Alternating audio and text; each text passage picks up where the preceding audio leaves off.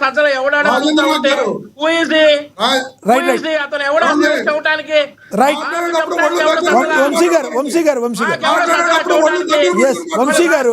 వంశీ గారు గౌరవప్రదంగా మాట్లాడుతున్నారు కదా. సజ్జల ఎవరు అనేది ఏకవచనాన్ని ఎందుకు సార్ వద్దులే.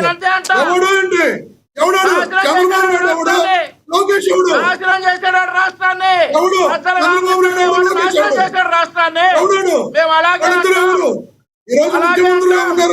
వంశీ గారు మీరు విమర్శ చేస్తున్నారు. వంశీ గారు ఇప్పటి వరకు బాగానే మాట్లాడారు కదా. సింగులర్ గా ఏకవచనం యూజ్ చేయడం దేనికి వంశీ గారు? రైట్ ఇది మళ్ళీ వేరుగా వెళుతుంది. దయచేసి ఆగండి, ఇద్దరు ఆగండి.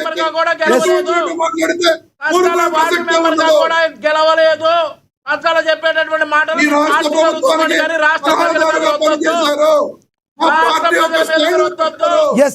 ఆధారంగా పనిచేస్తే పదవి అయిపోయిందమ్మా. రైట్ ఎవరైనా కూడా వంశీ గారు దయచేసి నేను మళ్ళీ మాట్లాడతాను మీతో. రమేష్ గారు ఆగండి, నేను చెప్తున్నాను కదా. వ్యక్తిగత దోషంలో సార్ ప్లీజ్ దయచేసి వినండి.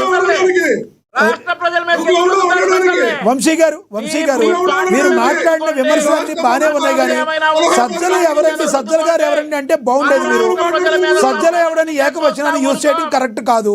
వంశీ గారు దయచేసి మీరు సీనియర్గా ఉన్నారు, అధికార ప్రతినిధి, మీరు మీ పార్టీ స్టాండ్ నుంచి మీరు మాట్లాడుతున్నారు కదా. సజ్జలు గారు ఎవరండి అని అడిగితే సరిపోద్ది కదా. మీరు ఎందుకు ఏకవచనం యూజ్ చేయడం చెప్పండి. సరే నేను మళ్ళీ మాట్లాడతాను మీతో. నేను మనతోటి స్టూడియోలో అందుబాటులో ఉన్నారు రాజకీయ విశ్లేషకులు కృష్ణాంజనేయులు గారు ఉన్నారు. ఒకసారి ఆయనతో మాట్లాడదాం. కృష్ణాంజనేయులు గారు నమస్తే సార్. నమస్తే లక్ష్మీనాథ్ గారు, ప్యానల్ మెంబర్స్ అందరికి కూడా నమస్కారం.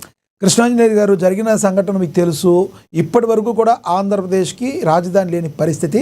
అయితే ఇప్పుడైతే అందరికీ కూడా ఒక ఆశ వస్తుంది ఏంటంటే ఆంధ్రప్రదేశ్ అంటే అమరావతి రాజధాని చెప్తాకి. ఇది అట్లాగే ఉండే అవకాశం ఉందంటారా? లేదంటే రాజు మారినప్పుడల్లా మళ్ళీ రాజ్యాంగం మారుతుందన్న చందంలో మళ్ళీ ఏమైనా పరిస్థితులు ఎదురొచ్చే అవకాశం ఉందంటారు? ఏం చెప్తారు మీరు? ఇందాక నుంచి మన డిబేట్లో వైఎస్ఆర్ కాంగ్రెస్ పార్టీకి అమరావతి మీద ఒక స్టాండ్ లేదు. అమరావతికి ఉంటుందా, లేకపోతే 3 రాజధానులు అవుతాయా, లేకపోతే 33 రాజధానులు అవుతాయా, ఏంటి జగన్మోహన్ రెడ్డి స్టాండ్ అనేటువంటి దాని మీద కన్ఫ్యూజన్ ఉంది అనేటువంటి దాని మీద మీరు అదేవిధంగా డిబేట్కి సంబంధించిన అంశాల మీద మాట్లాడారు. నేనైతే అనుకుంటున్నాను జగన్మోహన్ రెడ్డికి స్పష్టత ఉంది, వైఎస్ఆర్ కాంగ్రెస్ పార్టీకి కూడా స్పష్టత ఉంది. అది ఏమిటి అని అంటే వాళ్ళు ఈ అమరావతి రాజధానిని యాక్సెప్ట్ చేయటం లేదు, దీన్ని మేము ఒప్పుకోము అనేటువంటి దాని మీదనే ఉన్నారు.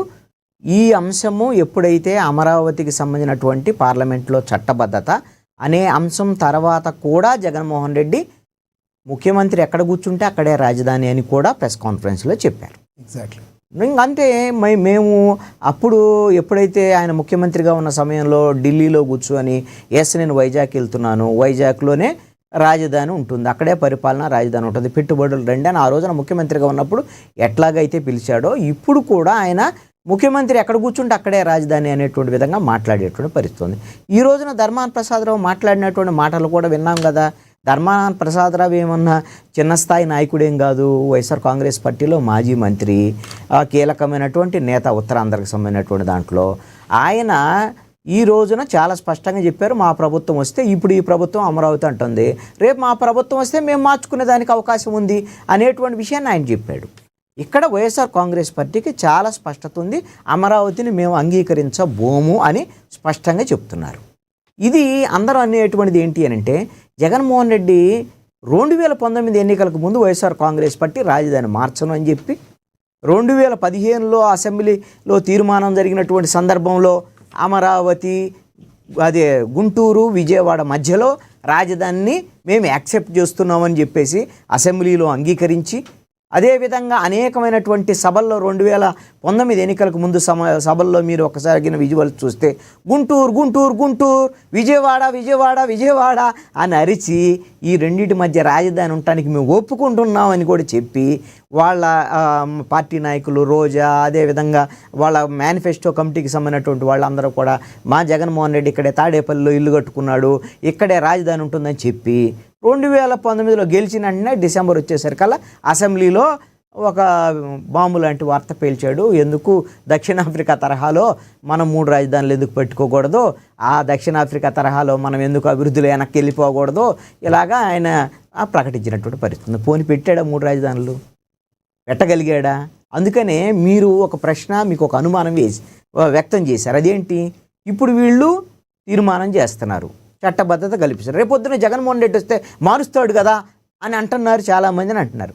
నేనేమంటానంటే జగన్మోహన్ రెడ్డి ఎప్పుడూ వస్తే మారుస్తాడు అనేటువంటి విషయం పక్కన పెడదాం. అసలుకి జగన్మోహన్ రెడ్డి ఆల్రెడీ ముఖ్యమంత్రిగా 5 ఏళ్ళు ఉన్నాడు, మార్చడానికి ట్రై చేశాడు, మార్చడానికి చేతకాక ఈ రోజున జనం తిరస్కరించిన తర్వాత 151 నుంచి 175కు పోవాలని 11 సీట్లతో ఈ రోజున మూల కూర్చున్నటువంటి పరిస్థితి ఉంది. ఆ రోజునే 33 రాజధానులని 33 నిర్ణయాలు చేసేసి హైకోర్టులో బొక్కబారులో పడ్డాడు.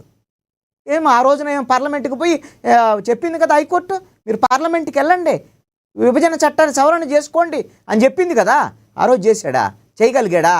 ఆ రోజే చేయలేదు. ఆ రోజున 151 సీట్లు వచ్చినటువంటి జగన్మోహన్ రెడ్డి ఏం చేయలేక 3 రాజధానులు వల్ల కాక 3 ఇటుకరాళ్ళు కూడా వేయలేక బొక్కబారులో పడ్డటువంటి జగన్మోహన్ రెడ్డి రేపేదో గెలుస్తాడు, రేపేదో మారుస్తాడు. ఆల్రెడీ నువ్వు ఆ ప్రయోగం అయిపోయింది కదా. చేతకాలేదు జగన్మోహన్ రెడ్డికి, వల్ల కాలేదు. ఎందుకు? చట్ట వ్యతిరేకమైనటువంటి నిర్ణయం అది, అందుకని కోర్టులు ఒప్పుకోలేదు. రాజ్యాంగ వ్యతిరేకమైనటువంటి నిర్ణయం అది. అదేవిధంగా దానికి సంబంధించినటువంటి మీ ఈ యొక్క రాజకీయపరమైనటువంటి నిర్ణయాన్ని ప్రజలు తిరస్కరించారు. ఇంకా జగన్మోహన్ రెడ్డి ఏం చేస్తాడు? అందుకనే ఇందాక తెలివిగా రమేష్ గారు ఒక మాట మాట్లాడాడు, వచ్చే ఎన్నికల సమయానికల్లా ఈ రాజధాని అంశం ఉండదండి, ఇది ఎజెండా కాదు, మేము వేరే విషయాలకు వెళ్తాము, ఇది అప్పుడు కాలే జనం మర్చిపోతారు, ఆల్రెడీ రాజధాని అమరావతి ఉంటుంది, మేమేం చేయలేం కాబట్టి దాని జోలి పోము అని ఇతను తెలివిగా మాట్లాడు. నేను రమేష్ గారి విషయంలో నాకు తెలిసి నేనేమో రాంగ్ ప్లేస్లో కూర్చున్నాడని నేను అనుకుంటాను. ఆయన అంటే వైఎస్ఆర్ కాంగ్రెస్ పార్టీలో నాకు తెలిసి ఇప్పుడు ఆయన పెద్ద కాంట్రవర్సీ కదా, అన్నిటికీ మేము యాక్సెప్ట్ చేస్తామండి అనేటువంటి విధంగా. జగన్మోహన్ రెడ్డి అలా ఉండడం. జగన్మోహన్ రెడ్డి ఈరోజు ఏంటి అంటే ఆ రోజున 3 రాజధానులు అన్నాను కాబట్టి ఆ మాట మీద ఉండకపోతే ఎక్కడ ర్యాగింగ్ చేస్తారో, మరి 3 రాజధానులు అన్నావు, ఇప్పుడు ఎందుకు అమరావతికి ఒప్పుకుంటున్నావు, ఇప్పుడు ఎందుకు దీన్ని యాక్సెప్ట్ చేస్తున్నావు అని అక్కడ ర్యాగింగ్ చేస్తారనేటువంటి దాని మీద మేకపోతు గాంభీర్యాన్ని ప్రదర్శిస్తున్నాడు, అంతే తప్ప ఇంకొకటి కాదు. ఒకటి స్పష్టమండి, అందరూ చాలామంది అసలు ఇప్పుడు ఎందుకు చేస్తున్నారు ఈ తీర్మానం, ఇప్పుడు ఎందుకు అవసరం ఏముంది, ఇదేదో రియల్ ఎస్టేట్ కోసం చేస్తున్నారు లేకపోతే ప్రచారం కోసం ఇలా అంటున్నారు చాలామంది. ఇది తెలియక అనేటువంటి మాట మీరు గమనించండి. ఇప్పుడు మాత్రమే చేయగలం మనం ఈ తీర్మానం, ఇప్పుడే చెయ్యాలి కూడా. ఎందుకు అనంటే మనము విభజన చట్టాన్ని 2014 నుంచి 24 వరకు విభజన చట్టంలోని సెక్షన్ 5 క్లాజ్ 2లో మనం స్పష్టంగా పేర్కొన్నటువంటి అంశం ఏంటి అనంటే, రాష్ట్రం విడిపోయిన తర్వాత ఉమ్మడి రాజధానిగా 2 రాష్ట్రాలకి, తెలంగాణకు, ఆంధ్రప్రదేశ్కి హైదరాబాద్ ఉంటుంది. 2024 వరకు 10 ఏళ్ల పాటు ఆ లోపులో ఆంధ్రప్రదేశ్ కొత్త రాజధానిని ఏర్పాటు చేసుకోవాలి అని విభజన చట్టంలో పేర్కొన్నారు. ఇప్పుడు 10 ఏళ్ళు అయిపోయింది. అయిపోయిన తర్వాత ఇప్పుడు ఈ రోజు తీర్మానం చేస్తున్నారు. అయితే చట్టబద్ధత అనేటువంటి విషయం కూడా చాలామంది అడుగుతున్నారు. అసలు చట్టబద్ధత ఎందుకు, ఏ రాష్ట్ర రాజధానికి ఇది లేదు కదా అని అంటే, అసలు ఆంధ్రప్రదేశ్ విభజనే మిగతా రాష్ట్రాల కన్నా భిన్నమైనటువంటిది. ఏ రాష్ట్రం కూడా విడిపోయినటువంటి రాష్ట్రంలో రాజధానులు వచ్చాయి. ఒక్క తెలంగాణ, ఆంధ్రప్రదేశ్ విడిపోయినప్పుడు మాత్రమే విడిపోయినటువంటి రాష్ట్రంలోకి రాజధాని వెళ్ళింది. పాత రాష్ట్రం ఆంధ్రప్రదేశ్లో కొత్త రాజధాని ఏర్పాటు చేసుకోవాల్సినటువంటి పరిస్థితి వచ్చింది. కాబట్టి చట్టబద్ధత అనేటువంటి అవసరం వచ్చింది. ఇంతటితో అయిపోదు. చట్టబద్ధత అయిపోయిన తర్వాత వెంటనే దీనికి సంబంధించినటువంటి అంశాల మొత్తాన్ని కూడా కూటమి ప్రభుత్వం సుప్రీంకోర్టుకు సమర్పించడం జరుగుతుంది. ఎందుకు అనంటే సుప్రీంకోర్టులో ఈ కేసు పెండింగ్ ఉంది. ఏం పెండింగ్ ఉంది? హైకోర్టు చెప్పింది 3 రాజధానులు చేయడానికి మీకు ఆంధ్రప్రదేశ్ శాసనసభకు హక్కు, అధికారం లేదు అని చెప్పిన తర్వాత జగన్మోహన్ రెడ్డి సుప్రీంకోర్టుకి వెళ్ళాడు. ఆ రోజున సుప్రీంకోర్టు కూడా హైకోర్టు ఇచ్చినటువంటి దాన్ని ఆమోదించి ఇంటీరియం ఆర్డర్ ఇచ్చింది. ఫుల్ ప్లెడ్జ్డ్ ఆర్డర్ రావడానికి కావాల్సినటువంటి సుప్రీంకోర్టు నుంచి. అందుకు హైకోర్టులో ఈ రోజున హైకోర్టు ఇచ్చినటువంటి ఆర్డర్కి అనుగుణంగా సుప్రీంకోర్టులో కేసు పెండింగ్ ఉంది. కాబట్టి కూటమి ప్రభుత్వం సుప్రీంకోర్టుకు వెళ్ళి ఇదిగో మేము శాసనసభలో తీర్మానం చేశాం, మా చట్టాన్ని సవరణ చేసుకున్నాం పార్లమెంట్లో. అదేవిధంగా కేంద్ర ప్రభుత్వం చట్ట సాధికారత ప్రకటించింది. ఇక్కడ అమరావతికి సంబంధించిన రాజధాని అనేటువంటి అంశాన్ని ప్రకటించింది, చట్టబద్ధత కల్పించింది అని సుప్రీంకోర్టుకి ఇస్తారు. ఈ